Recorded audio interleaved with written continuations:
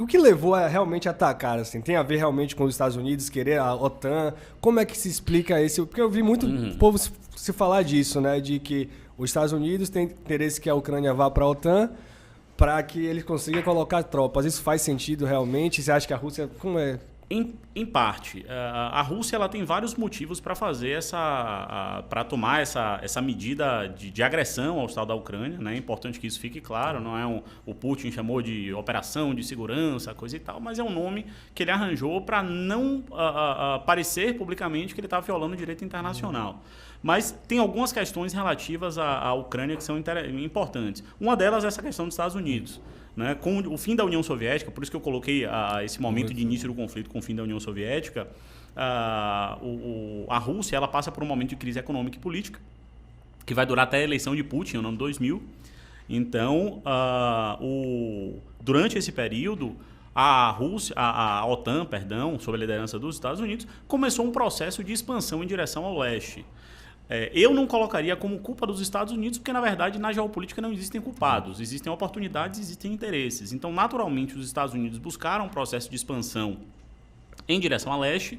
Então, eles utilizaram, inclusive, o sentimento anti-russo para isso. Então, Letônia, Estônia, Lituânia, Polônia, a República Tcheca, a Eslováquia, que eram antigos países que compunham o bloco soviético, eles passaram a compor a OTAN num processo gradual. E no caso da Ucrânia e Geórgia, porque esses processos estão conectados, a Rússia invadiu a Geórgia em 2008, tomou a Crimeia da Ucrânia em 2014 e agora em 2022 está tomando não só o leste do país, mas o país inteiro.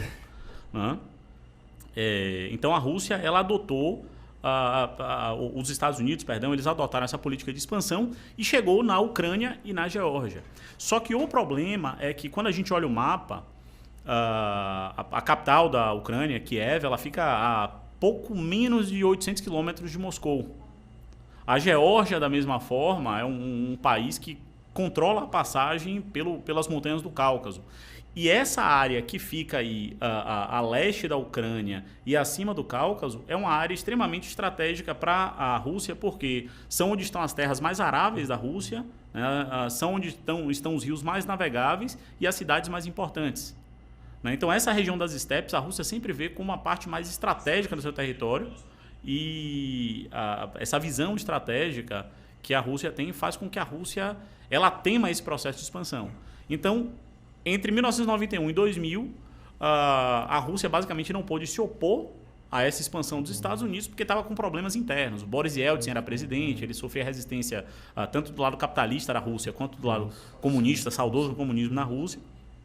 E durante esse período ele não pôde reagir. Quando o Putin assume o poder em 2000, ele leva aí entre 4 e 5 anos para reconstruir o poderio do Estado. E quando ele reconstrói o poderio do Estado, ele passa a questionar esse processo de expansão.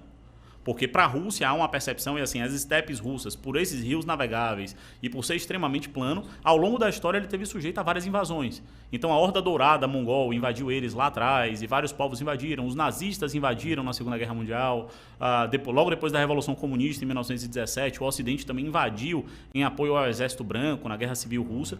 Então a percepção primeiro que o Estado russo ele é um Estado movido um pouco com base na paranoia. Você vê que os líderes, de uma forma geral, de Ivan o Terrível até Putin, eles têm aquela questão de serem paranoicos, com medo de serem envenenados. Tem até um episódio interessante que quando o Medvedev estava em São Paulo, era presidente da Rússia e estava em São Paulo, ele colocaram um copo de água, uma garrafa de água, um copo de água já servido na frente de Medvedev e discretamente um agente do Serviço de Segurança Presidencial foi lá.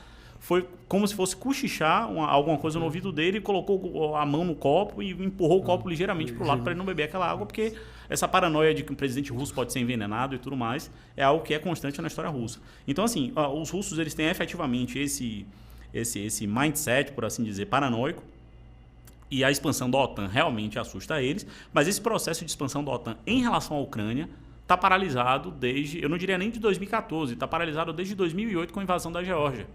Então a Ucrânia vinha tomando os passos, o primeiro passo da adesão foi dado em 1994, salvo engano, o segundo passo de adesão foi dado em 2004 e um terceiro passo de adesão foi dado em 2008, salvo engano, essas datas depois eu dou o pessoal aí que estiver ouvindo dar uma googlada aí, mas foram esses 3 processos sucessivos, mas com a invasão da Ucrânia esse processo foi completamente paralisado.